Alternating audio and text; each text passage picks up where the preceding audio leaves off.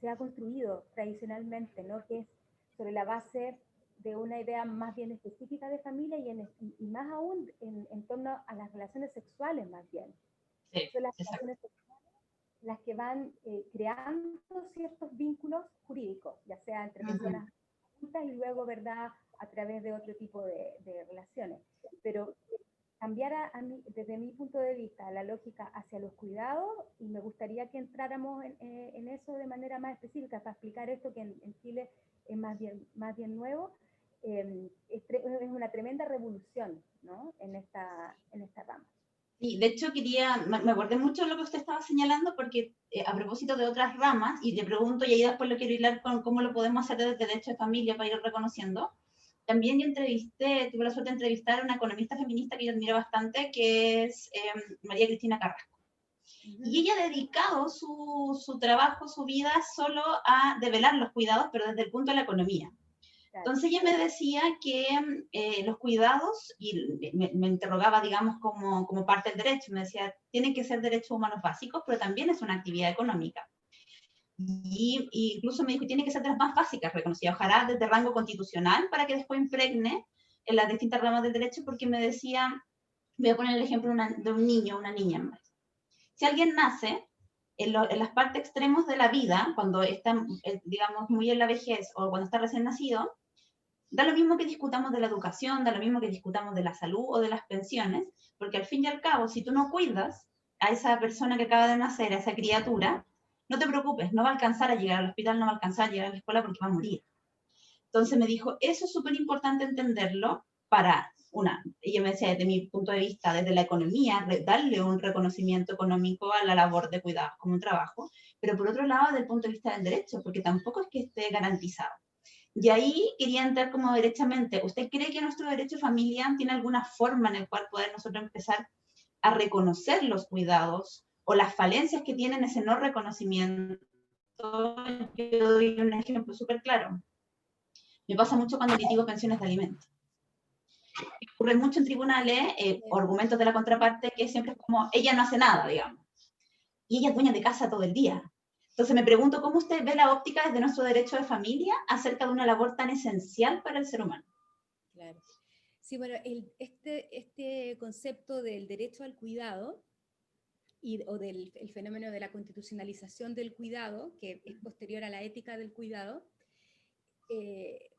ha tenido consagración recientemente en la Convención Interamericana para la Protección de los Derechos de las Personas Mayores. Es el primer instrumento internacional que reconoce el derecho al cuidado. Precisamente por lo que tú señalas, lo hace se hace en un instrumento que mira una especial población, ¿no?, del mundo, pero es tal como tú señalas, extrapolable a otras situaciones, ¿no?, a lo largo de la vida del sujeto. También se habla del derecho a no ser cuidado, ¿no? A no cuidar. A no cuidar. Claro, que tiene que ver con el peligro que acarrea el hablar de estas cosas asociándolas a la familia. A la familia, exacto. Eso es muy bueno. Antes digamos, de poder entrar más al terreno del derecho de familia y de cómo es súper interesante dar vuelta, ¿no?, la tuerca y abandonar esta lógica, reitero, de las relaciones sexuales como eje, y comenzarlo por el cuidado, una advertencia súper importante, ¿no?, que y sobre todo en estos tiempos en que el género afortunadamente está cobrando tanta fuerza, es que hablar de cuidado no significa maternalizar el cuidado. Sí, muy de acuerdo. Claro, porque generalmente hablamos de que las mujeres cuidan, y es así. Yo hoy día para una ponencia que dicté para un congreso sobre discapacidad, di cifras de los cuidados a propósito de los estados de dependencia, la encuesta nacional de dependencia de hace 10 años atrás, el 89% de las personas que cuidan a sujetos dementes en Chile son mujeres.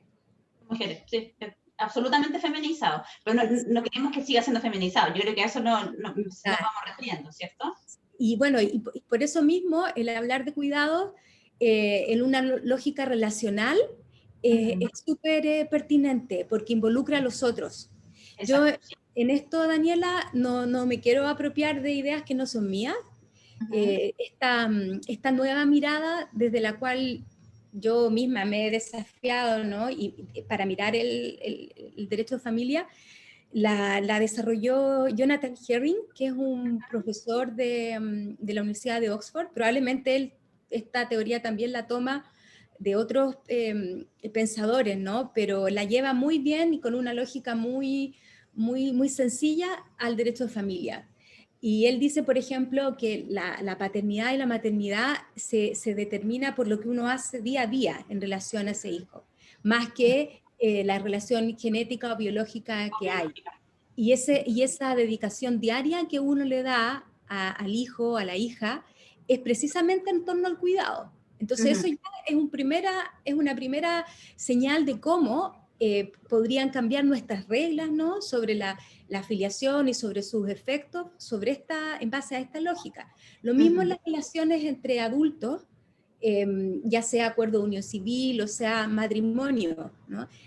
Nuestro matrimonio está totalmente sexualizado, ya sea desde el punto de vista de los sujetos, ¿no? Que supuestamente pueden tener sexo de la manera más corriente, no más conocida, y engendrar a una persona a través de una relación sexual, desde el matrimonio, ¿verdad?, hasta los deberes y los derechos que crea el matrimonio, ¿no? Que están bajo esta lógica de la relación sexual, de la cohabitación, y no debiera ser así, ¿no? Puede haber una relación afectiva en base al cuidado y no en base a una relación sexual. Sí. También las relaciones las relaciones que se crean a propósito de la separación, ¿no? O del divorcio, también están de alguna manera divididas en base a lo que se llama, ¿no?, la diferencia sexual del trabajo, la compensación económica, por ejemplo, aunque no hable de mujer, está creada para ella, ¿no? Sí. Profesora, hizo algo súper interesante respecto a ese reconocimiento de vínculo, porque hoy en día también, si tuviéramos que mirar las sociedades, algo que se ocupa muy poco o se entiende muy poco, pero es una realidad latente, que son las familias ensambladas, en estricto rigor. La mayoría de las sociedades avanzan a que se terminan relaciones, puedan tener hijos en común, después se forman otras familias, que vienen con hijos, por ejemplo. Esas parejas que al fin y al cabo cumplen el rol de cuidadora, tuvieron vínculos afectivos con esos hijos que no fueron biológicos. Exacto. ¿Qué ocurre después cuando se terminan esas relaciones? Había cuidado, había afecto. También hay un vacío importante en esas realidades, porque yo creo que seguimos atrapados en el derecho de familia y en general, incluso en las políticas públicas, pues, digamos, sí tenemos que ver como en la asignación de beneficio, respecto a una sola familia tradicional, muy apegada a los vínculos genéticos biológicos, heterosexual, y que hace caso omiso, digamos, una realidad cambiante en la sociedad y que cada día es mucho más imperante. De hecho, inclusive, si habláramos de personas exclusivamente heterosexuales, la realidad de las familias ensambladas cada día opera mucho más. Así es. Sí, afortunadamente, a través de la jurisprudencia, esa lógica ha ido un poco cambiando, en especial a través de los regímenes de relación directa y regular, ¿no? Legalmente son pocos países los que reconocen esta figura. En Argentina se habla del progenitor afín, y así como tiene derechos sobre este hijo afín o hija afín, también tiene deberes. Y tiene que ver con, yo no digo que el parentesco en los términos en que clásicamente se ha concebido no sea importante, ¿no? Evidentemente el haber yo tenido una hija, en mi caso, me pone en una situación de privilegio, ¿no? Para darle amor y para darle protección. Pero eso no es excluyente de otras figuras, ¿no? Que puedan generar también lazos que no siempre, pero que ojalá cuando ello sea pertinente y la beneficie en ciertas situaciones, ¿no?, puedan tener reconocimiento jurídico. No es fácil, tal como tú dices, en una sociedad como la nuestra, cambiar estas dinámicas. Pero yo creo que en algún momento sí va a tener que suceder este cambio. Sí. Y a propósito del tema de las causas que nos cruzan, también hay toda una temática acerca de, o nosotros intentamos siempre ponerlo en nuestras causas respecto a la corresponsabilidad y los cuidados, digamos, porque cruzan muchas causas en familia, cuidados personales, relación directa y regular, inclusive ya ocupando, digamos, otros paradigmas que tienen que ver más con la perspectiva de género, uno podría ocuparlo como una forma en la cual cualifica y cuantifica lo que se hizo para la compensación económica en algún momento por la familia.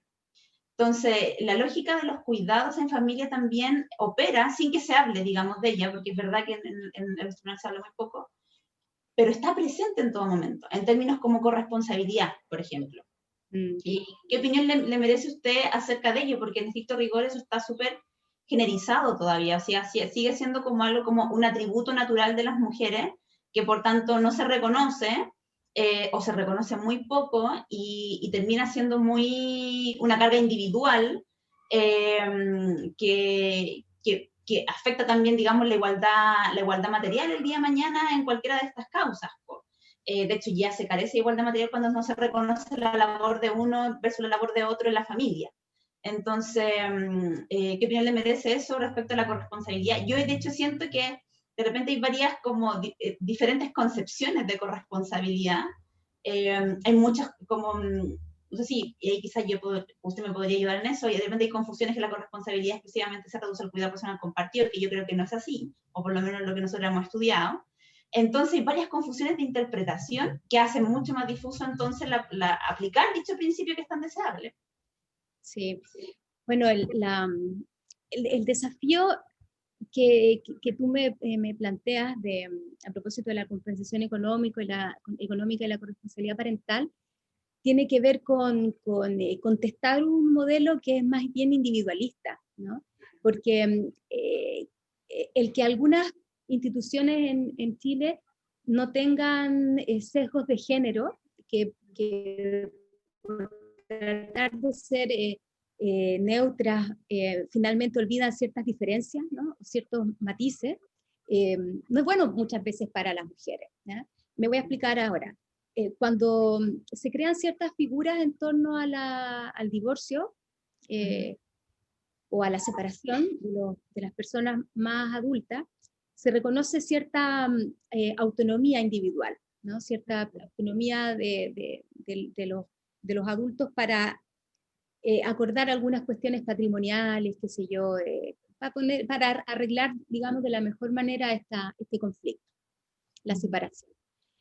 Y eso tiene que ver con darle libertad a personas que están en igualdad de condiciones para negociar, ¿no? Ese es un modelo de autonomía individual.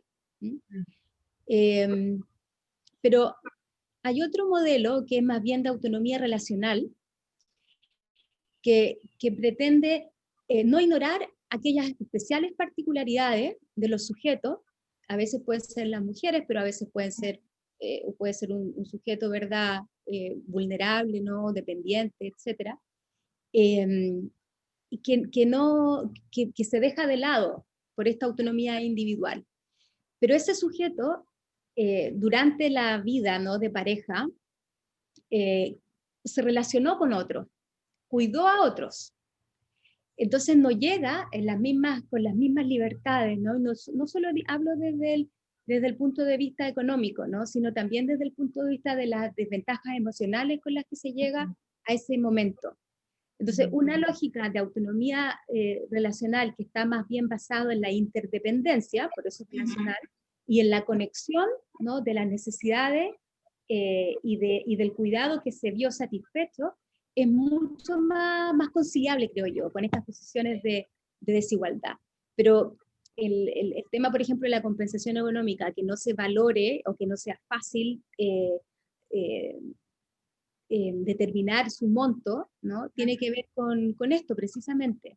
Sí. Porque yo participé durante la discusión de la ley de matrimonio civil y estuvo siempre pensada en la mujer, porque era el sujeto vulnerable de la relación en ese momento.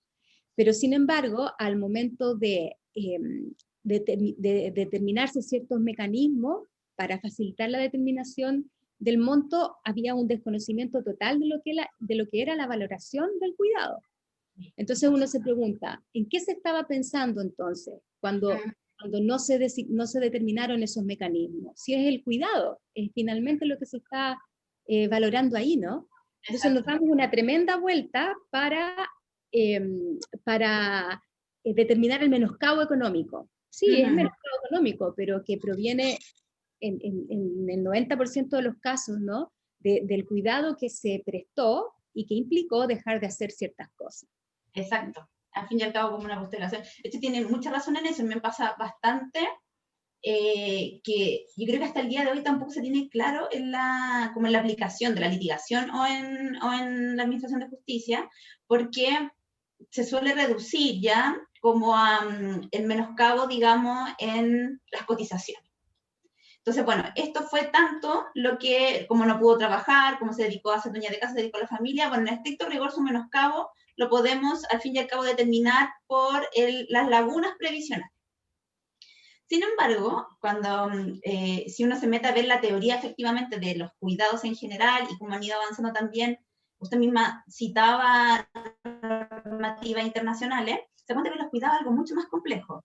Entonces, no sé, una definición es como incluso más reciente, hablan, por ejemplo, de los que son externalizados, que es como hacer las actividades que hacemos, no sé, el trabajo doméstico, podríamos decirlo en términos como concretos. También está la gestión del cuidado, que es como que yo lleve, ya sea al adulto mayor, a la persona enferma, o a los niños y niñas, a trasladarlo a diferentes lugares. O sea, ¿quiénes son las principales usuarias de los CEFA? Eso tiene género, sin duda. Entonces, está la gestión del cuidado, está el cuidado directo y están los cuidados indirectos. El cuidado directo es el que yo presto directamente a la persona, ya digamos, en su vestimenta, en su salud, en el apego, en la contención, porque al fin y al cabo los cuidados son algo mucho más complejo. Entonces también hay una falta, es tanta la normalización, digamos, que tiene la sociedad de su invisibilización o de no considerarlo, que cuando se quiere considerar tampoco se entiende la complejidad en la cual está. Entonces, por ejemplo, pasa mucho que hay que empezar como casi pedagógicamente a intentar señalar, ya, sí, tenemos una laguna previsional en compensación, tenemos previsional para la compensación económica, pero los cuidados no pararon jamás, porque además los cuidados no paran nunca, si uno tiene que estar disponible, por ejemplo, yo tengo 2 niños, 24/7, se enferma a cualquier hora o cuando sea, hay que estar disponible. Entonces no tiene jornada laboral, hay que tener disposición, de hecho en el derecho británico hay un nombre a tener que estar siempre disponible voluntariamente, y además de eso es mucho más complejo que, por ejemplo, hacer la comida o vestir. Y ahí, digamos que ahí sí existe un descampado en nuestro derecho a nivel inclusive ya de discusión constitucional o en derecho de familia, de entender ese nivel de complejidad.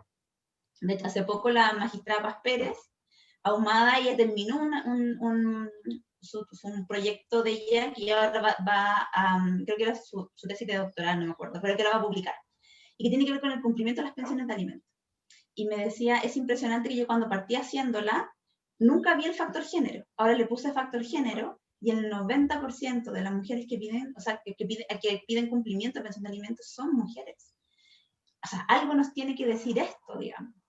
Entonces, ahí yo me pregunto, ¿cómo unimos esto en el ordenamiento jurídico? Porque vendíamos dos límites y ahí le quería preguntar acerca de la constitucionalización del derecho a familia, digamos. Que hay cosas que va a hacer la familia, como la corresponsabilidad, como usted bien lo decía, y cómo nosotros podemos operar en que no sea exclusivamente una labor de la mujer y que sean vínculos de interdependencia y que esa interdependencia es deseable, tener redes de cuidado es deseable, pero que tampoco es responsabilidad exclusiva de la familia. Entonces parece que tiene que haber algo más grande en la sociedad que también se pueda hacer cargo de ello. Sí, los cuidados no son fácilmente avaluables.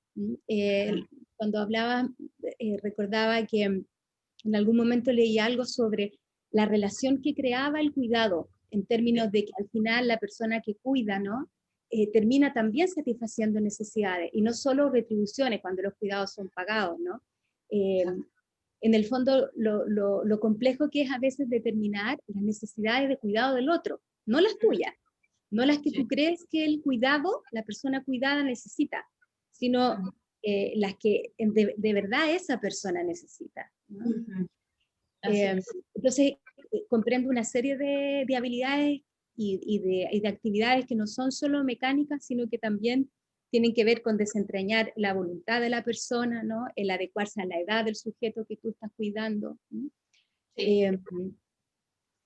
Y lo otro que quería comentarte es que, a propósito de lo que señalas de Paz Pérez, que creo que esa, no sé si será el mismo trabajo, pero también yo fui a su presentación de tesis de magíster, que era sobre alimentos, claro. Cumplimiento de alimentos, sí, esa es. Cumplimiento de alimentos. Y hace poco, en la misma Universidad Diego Portales, se defendió una tesis doctoral, Cecilia Valenzuela, estoy casi segura que se llama así, muy, muy buena, te digo, hace 2 semanas fue, o 10 días, y ella hablaba en su trabajo, que fue dirigido por Lidia Casa, sobre la igualdad entre hombres y mujeres en términos parentales, ¿no? Y bueno, su tesis era más bien de derecho público, pero abordaba de manera súper pertinente cuestiones de familia y se adentraba a la jurisprudencia, ¿no? A mirar desde la igualdad parental, pero desde una posición del feminismo jurídico, a, eh, a causas sobre relación directa y regular, cuidado personal y compensación económica. Ay, qué Y al leer buenísimo. este trabajo, buenísimo, que ojalá lo publique, eh, ella hacía varios hallazgos desde esta óptica que como tú dices, Paz Pérez no incluyó en su momento, y decía, por ejemplo, solo por poner un caso, como en las causas sobre cuidado personal, en donde eh, se tenían que demostrar habilidades parentales, al momento de determinar las habilidades parentales del padre, ¿no? Se acudía a las redes de apoyo que él tenía. Sí, es muy ¿Ya? cierto. Claro, pero cuando en el fondo se estaban determinando las habilidades de la madre, ¿no? Eh, ella se bastaba por sí misma en el fondo, ahí no se buscaba las redes de apoyo. Entonces eso tiene Inclusive que ver con la podría ser como feminicidio. cuestionado que tuviera más redes, porque es como que ella tiene que estar todo el tiempo pendiente de ser como cuidadora 24/7. Claro. Sí, el gran desafío en el fondo, porque nosotras entre las mujeres tenemos más conciencia que antes, no todas, pero tenemos más conciencia de lo que implica el feminizar el cuidado, ¿no? De su desventaja. Eh, pero esta cuestión hay que llevarla al mundo de los varones, ¿no? Y de las personas que toman Absolutamente. decisiones. Por eso yo le preguntaba acerca del tema, para mí eso todo tiene que ver con retomar grandes debates, digamos, de la humanidad, pero en particular en el derecho, que tiene que ver con la diferencia entre igualdad formal e igualdad material. Porque en estricto rigor, la igualdad formal la tenemos entre hombres y mujeres. Pero si uno mira en el acceso a la justicia, por ejemplo, la desigualdad material sigue presente.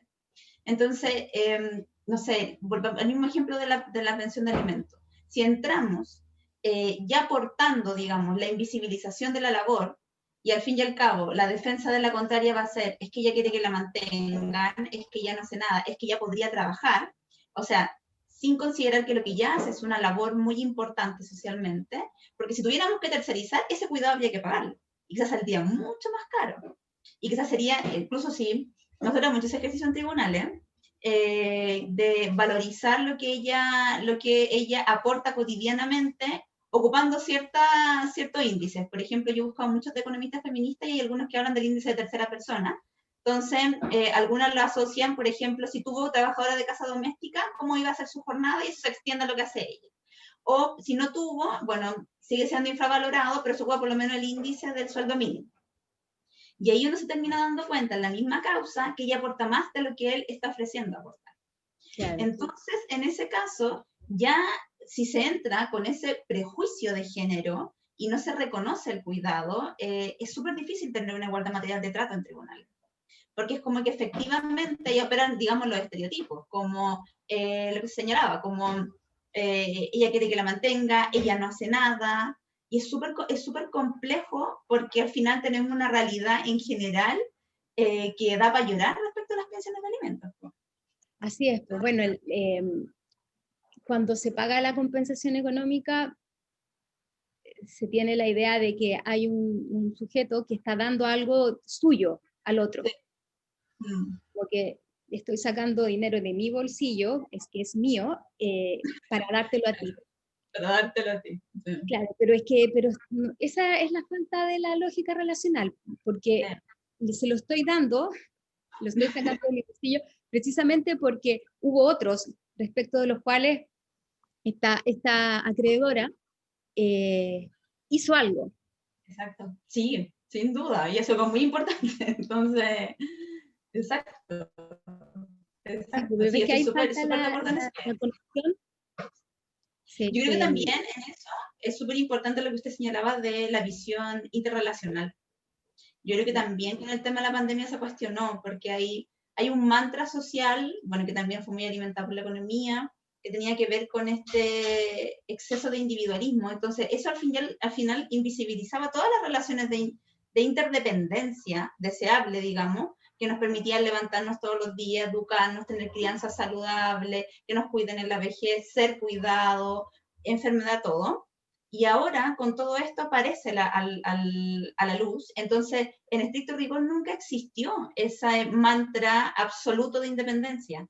Hay redes de interdependencia que permitían que tuviéramos ciertos grados de autonomía, pero no hay algo así como un sujeto que nace dependiente y muere dependiente sin haber necesitado a nadie en su vida el día, o sea, en el cotidiano.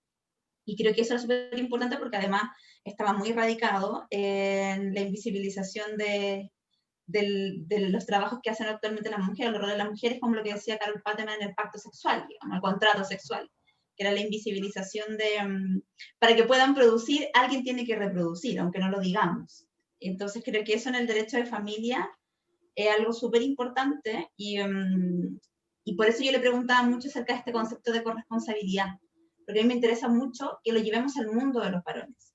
Que se entienda la complejidad en el mundo de los varones de la corresponsabilidad.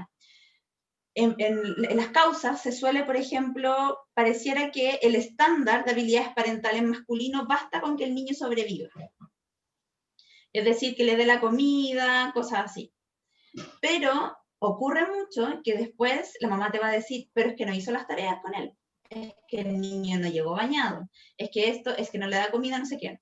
Entonces al final, a una se le exige mucho, que era como el ejemplo que usted señalaba de esta tesis de esta profesora, se le exige mucho en habilidades parentales y a otro basta con un mínimo parental, que es la sobrevivencia de los niños. Entonces eso es al fin y al cabo un esencialismo en la feminización de los cuidados de las mujeres que las termina tornando en una sobreexigencia y además de eso en mayor agobio y en un sacrificio y postergación, porque después a nadie le importa que hubo una vida humana que se postergó por otras, digamos. Detrás de eso hay una idea muy romántica de cómo es la familia, ¿no? Uh-huh. Como que la maternidad surge. Uh-huh. Surge la maternidad, entonces hay que hacerse cargo de un otro. ¿Y quién es? La persona que lo parió, ¿no? Exacto. Claro, por eso que hay algunos estudios, hace como una semana o 10 días también participé en un foro sobre cuidados y había una profesora andaluza que había hecho un estudio de parejas del mismo sexo y cuidados, y los había comparado, había hecho un estudio comparado entre algunas regiones de España y otras de Suecia, sí, creo que Suecia estaba, pero era países nórdicos. Entonces ella decía que las parejas del mismo sexo estaban involucradas de manera mucho más paritaria en el cuidado de los hijos, ¿ya? Y esto tiene que ver porque en esos casos la decisión, y no eran solo hijos en que uno de los miembros de la pareja aportaba, ¿no? Sino que habían acudido a alguna técnica de reproducción asistida. Entonces, ahí tú ves cómo el ser padres o el ser madres, cuando es una decisión mucho más voluntaria en el sentido de, y más consciente, ¿no? No es que esta cosa como que la maternidad surge y hay que hacerse cargo, te invita a distribuirse mejor las responsabilidades parentales. Sí, ¿ah? Sin duda. Porque ahí está ese ejercicio. Mira, te quería leer una parte de un libro de Joe Bridgman, que ella es mujer. Dice, a propósito de estas cuestiones, ¿no? Sugiero que un punto de partida lo ofrece la ética feminista del cuidado, en que las responsabilidades de los progenitores surgen de su relación con el hijo o la hija, y que reconoce hasta qué punto factores externos a esa relación, incluida la ley, tienen un impacto en la capacidad de los padres y de las madres para cuidar. Porque finalmente el feminismo surge para ir más allá, o sea, para tener una mirada mucho más allá de lo convencionalmente sugerido, ¿no? Y después dice, desde esta perspectiva, el papel de la ley sería apoyarles a los padres y a las madres en el cumplimiento de sus responsabilidades frente a sus hijos y fomentar la calidad de la relación entre el progenitora y el hijo.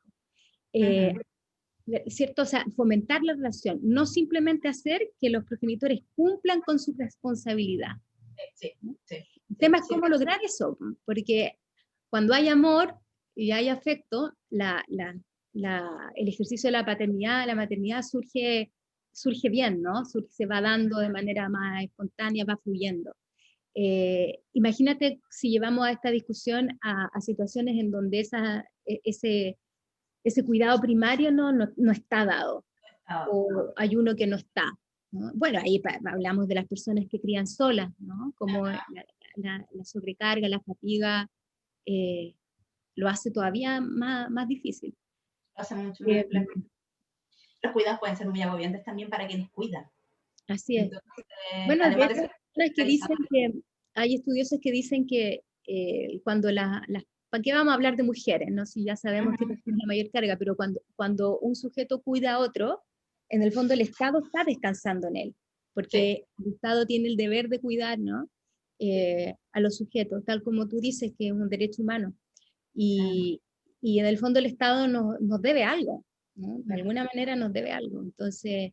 Estoy súper de acuerdo con esa perspectiva y creo que sería, bueno, interesante que pudieran tirar a los debates públicos nacionales, por cierto que tenemos todo un proceso, digamos, constituyente, pero estoy muy de acuerdo que acá también se descansa exclusivamente en responsabilidades individuales de las familias, como en el espacio de lo privado, cuando el Estado también tiene que cuidarnos. O sea, va mucho más allá, no sé, el tema de la pandemia y tener un buen sistema de salud era parte de los cuidados.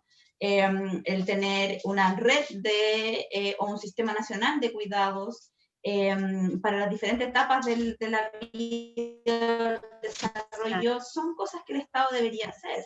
Y eso deberíamos dialogarlo a ese nivel, digamos, como que es lo que buscamos de un ordenamiento jurídico que ojalá ponga la vida al centro, como la mayor prioridad en ese punto de vista. Y yo le quería preguntar, porque, por ejemplo, usted bien dice, el feminismo ha corrido límites, lo cual a mí me tiene muy contenta, digamos. Ha corrido límite y hace que las cosas, incluso para quienes litigamos, para quienes tienen que juzgar y para la doctrina en general, se tornen más complejas porque hay que darle más vueltas, que parece que no eran tan así cuando uno la empieza a mirar de otra forma.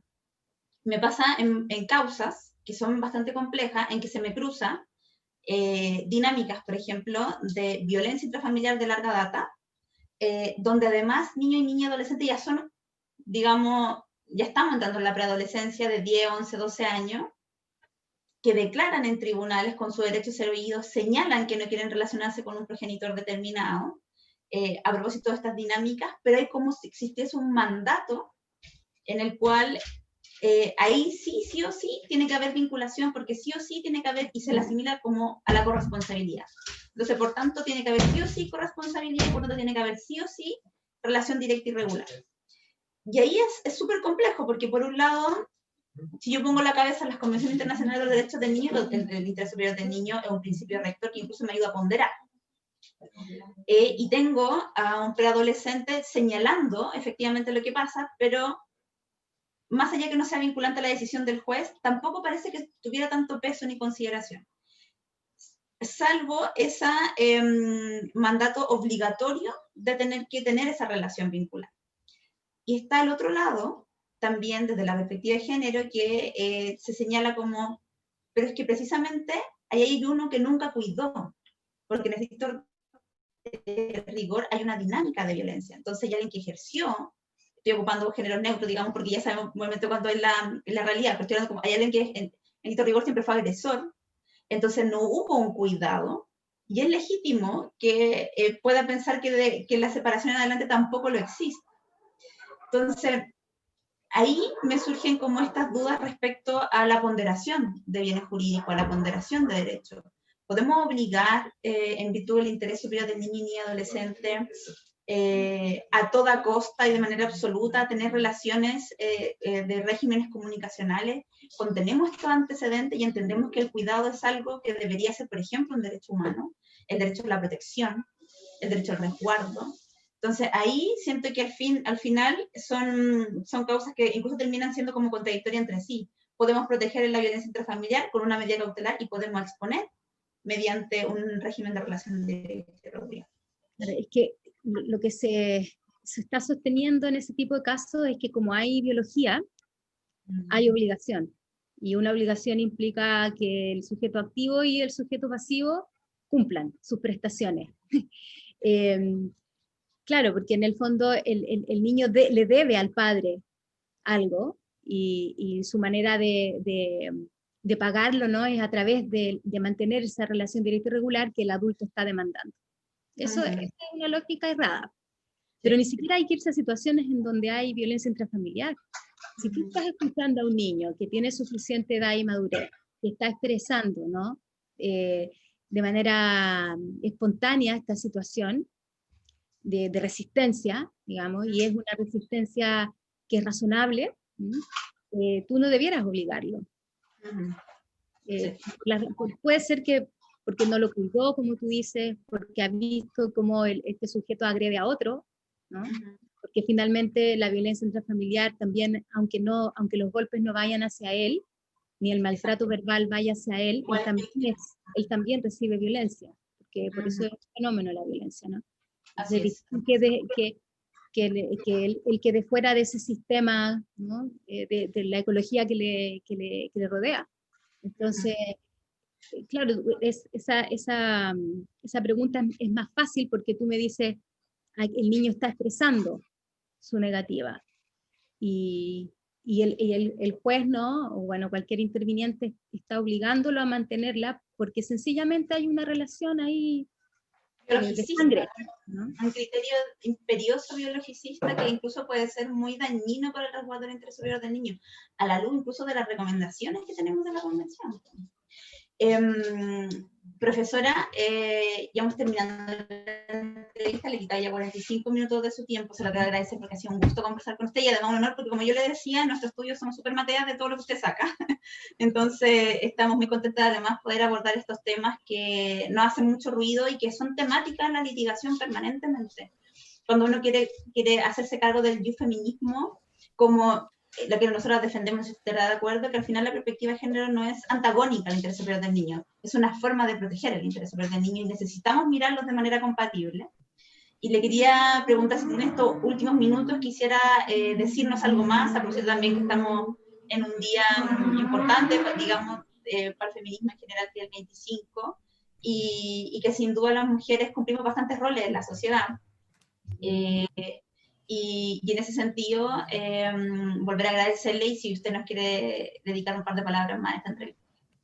Sí, bueno, primero decir que gracias a este despertar del género, hay muchos aspectos de nuestra área, digamos, del derecho que se han visto enriquecidos. El derecho a familia, sin duda. La invitación a mirar las relaciones familiares desde otro prisma es como obligatoria, ¿no?, esta invitación. Como ya nada se lee de la misma manera. Y eso a mí me tiene muy contenta. Sin embargo, yo creo que debemos autoimponernos la tarea de ir abriendo espacios no tan cerrados, ¿no?, entre las mujeres. Yo soy de la idea de que estas conquistas no se dan solo entre mujeres, sino que también, ¿verdad?, hay que crear puentes con los hombres. Así es. Porque si no, hablamos de lo mismo, ¿no? Nos miramos las caras, hacemos solidaridad, ¿no?, con la otra, pero los hombres permanecen fuera de esto. Entonces, no estoy diciendo en absoluto que el estudio de ustedes lo haga, porque la prueba de estar haciendo esto a través del Instituto de Estudios Judiciales es prueba de lo contrario, digamos. Pero sí he visto muchas iniciativas cerradas, ¿no? De Sí. solo mujeres, solo mujeres. Y hay argumentos súper importantes desde el punto de vista, como tú decías, de la igualdad material, para defender esa postura. A mí yo prefiero lo otro, el invitar, el extender, ¿no? Está más Porque universal. finalmente, exacto, porque la diversidad está dada por eso, por aceptar al otro y tratar y persuadirlo, ¿no? Con argumentos que sean bien democráticos y bien abiertos. Entonces, aunque quizás quien escuche esta grabación de manera entrecortada, ¿no? Y no desde el inicio pueda decir, hoy, pero al final terminan hablando de mujeres cuando hablan de cuidado, ¿no? Recordar entonces la advertencia que hice al inicio. Sí. Hablemos de cuidado, pero tratemos de no maternalizar la discusión. Cuidado. Sí, sin duda. Valorar, sería súper bueno buscar casos, ¿no? En donde los hombres también sean protagonistas de ese cuidado. España tiene casos súper interesantes. La magistrada Gloria Pollatos, que la entrevistamos también por esta vía, habló de un caso en el cual ella que era precisamente un hombre que cuidaba a 4 hijos. Y cómo tuvieron que fallarlo a favor de ellos, ocupando la perspectiva de género, reconociéndole sus derechos. Yo lo encontré fabuloso el caso, y ella también decía eso, acá lo importante es que podamos impregnar también el mundo de los varones, y en general esta fuera una temática no encerrada como en un departamento de mujeres, sino que nosotras pudiéramos efectivamente abordarlo como cambios societales. Entonces necesitamos que los varones también se metan en este debate, necesitamos hacer esos diálogos de diversidad, y de esa manera hacernos cuenta de que estos al fin y al cabo son responsabilidades más colectivas y no esencialistamente feminizadas, que es lo que al fin y al cabo estamos pidiendo que no lo sea. El Chile Crece Contigo, por ejemplo, es un programa que es muestra de eso, con un buen resultado de la lógica de incluir a ambos papás, ¿no? Al padre y a la madre. Y de, bueno, también si es soltera la mamá o si vive en pareja del mismo sexo. Yo creo que es una súper buena iniciativa que tiene que ir ampliándose a todo el rango etario, ¿no? Y hablar de las nuevas masculinidades. De repente sería bueno invitar a un hombre, ¿no? A estas charlas, conversaciones que se organizan, porque en Chile hay expertos que pueden hablar de sus nuevas masculinidades y dar ejemplos y ver que todo se puede dar vuelta, ¿no? Que allí donde había una tarea esencialmente y románticamente destinada a la mujer, el hombre tiene mucho, mucho, mucho que aportar. Sin duda. Profesora, le quiero agradecer mucho, y de hecho eso está ocurriendo. Yo ahora yo he descubierto peritos que son admirables profesionalmente, hombres que manejan la perspectiva de género y los derechos. Y por casualidad, porque la fiscalía lo utiliza en tal causa, porque no sé qué, y uno mira su informe y después busca el perito y se da cuenta que tiene una cantidad de estudios en las cuales ya integró esta perspectiva. Entonces, y creo que es lo más deseable, porque después termina efectivamente dándose una visión mucho más integral. Entonces, le agradezco mucho su tiempo, le agradezco sus palabras también finales, y el poder haber tenido una tan grata conversación, porque en este momento son temas que a nosotros nos importan mucho, y que queremos que se ven en los tribunales diariamente, y que nos encantaría que fuera temática de todos y todas las que estamos metidos en el mundo del derecho, y que además siempre tenemos que estar gestionando, digamos, intereses de parte, derechos de niños y niñas, adolescentes, mujeres, hombres. Entonces, el mejor acceso a la justicia sin ningún tipo de sesgo, sin duda, es a lo que aspiramos. Muy bien. Agradezco Gracias mucho, a ustedes por la invitación, y de verdad ha sido muy grato, se me pasó volando el tiempo. Así que... A mí también, de repente miré y dije, estamos llegando a las 4. Muchas gracias, profesora. También me pasaba lo mismo. Gracias. Gracias, Daniela. Muy bien. Hasta luego. Ya están fuera, pueden hablar nomás.